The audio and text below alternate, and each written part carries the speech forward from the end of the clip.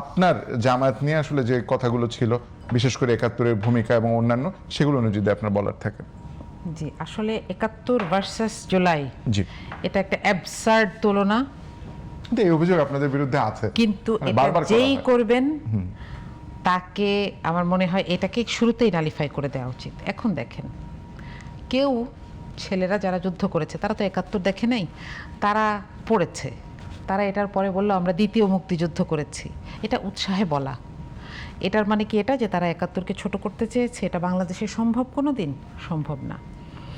আর আরেকটা কথা দেখেন, যে যখনই আমরা দেখি যে শোক প্রস্তাবের লিস্টে এমন মানুষদের নাম, তাহলে এবং এটা অ্যাপ্রুভ করছেন কারা?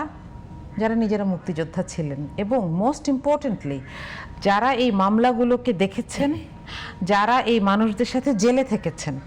এখনকার সরকারে এমন একাধিক মানুষ আছেন যারা যুদ্ধাপরাধের মামলা বলেন, জামাতের নেতাদের সাথে বলেন, জেলে ছিলেন, তাদেরকে দেখেছেন।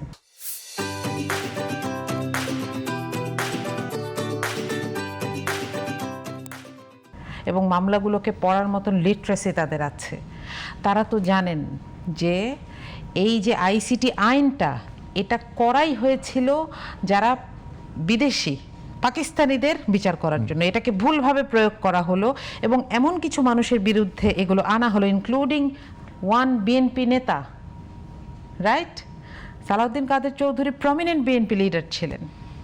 এমন কিছু মানুষের বিরুদ্ধে অভিযোগ আনা হলো যাদেরকে নিয়ে ৭২ থেকে ৭৫-এ একটি ফৌজদারি মামলাও কোথাও হয় নাই বাংলাদেশে। তাদেরকে কেবলমাত্র রাজনৈতিক প্রতিপক্ষ হিসেবে তাদেরকে ঘায়েল করার জন্য এই মামলাটাকে ব্যবহার করা হয়েছে। এটা তারা জানেন। তাহলে তাদের পক্ষ থেকে এর প্রতিবাদ না আসলে এটাকে মেনে নিতে কোথায় সমস্যা হয় আমি আসলে জানি না। এটাকে সমস্যা হবে কাদের? যারা আওয়ামী লীগের সাথে অ্যালাইন্ড নিজেদেরকে ভাবছেন এবং আওয়ামী লীগ যেই উদ্দেশ্যে এদেরকে ডিমেন্ড করতে চেয়েছেন তারা সেই উদ্দেশ্যে ডিমেন্ড করতে চান। আরেকটা মজার ব্যাপার আছে, দেখেন আমরা ফ্যাসিস্টের সময় দেখেছি বারবার যে কেউ যখন একটা হরতাল দিত তখন সরকারি দল একটা শান্তি মিছিল ডাকতো এবং এদের মধ্যে ঝগড়া লেগে যেত। চট্টগ্রামের ঘটনাটা দেখেন, এখানে গ্রাফিতি মুছে দেয়া হচ্ছিল, টেন্ডার দেওয়া হয়েছে, ঠিকাদার কাজ পেয়েছে, সে লোক লাগিয়ে গ্রাফিতি মুছে দিয়েছে এবং সেখানে ছোট্ট ছোট্ট বিজ্ঞাপন লাগানো হয়ে গেছে। ছাত্ররা যখন এটাকে প্রতিবাদ করলো, সেটা কার সাথে? ছাত্রদেরকে প্রশাসন জবাব দিবে, তাই তো? এবং ন্যাচারালি প্রশাসন দোষ মেনে নিয়েছে, বলেছে আমরা গ্রাফিতিগুলো আবার এঁকে দিব। এখানে ছাত্রদল গিয়ে ওখানে ছাত্রদেরকে মারার কি হলো? মানে এরা কারা? এরা কি আইন শৃঙ্খলা রক্ষাকারী বাহিনী, নাকি ল এনফোর্সমেন্ট, নাকি কি? এদের তো ওখানে দরকার নাই।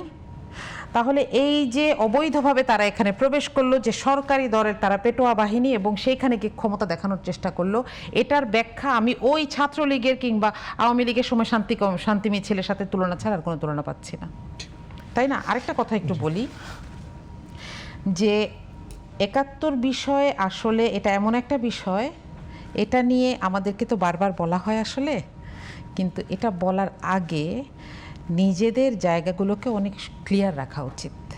হ্যাঁ, এই যে একইভাবে জুলাইয়ের আন্দোলনেও আপনি দেখেন, আপনি এটা বলছিলেন যে BNP was a big stakeholder জুলাইয়ের, এবং নির্যাতন অত্যাচারের সমান স্টেক হোল্ডার।